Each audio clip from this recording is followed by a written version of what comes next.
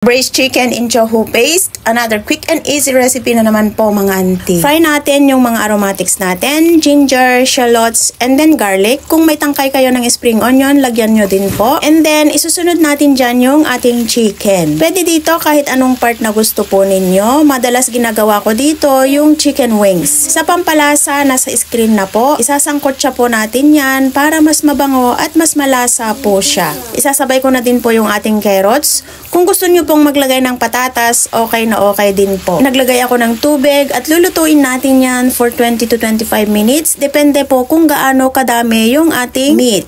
At saka dapat dito medyo mahina yung apoy nang sa gayon po hindi po magaspang yung meat natin. At nung okay na nga po, naglagay lang po ako ng green bell pepper. This is optional, pandagdag aroma lang po ito. Pero pwede kahit purong-purong chicken po ito. Hindi na rin po ako naglagay ng bay leaves o kaya mga star anise para hindi po niya ma-overcome yung lasa po ng tofu paste. So ayun lamang po, very basic po mga auntie. Done and serve, follow for more.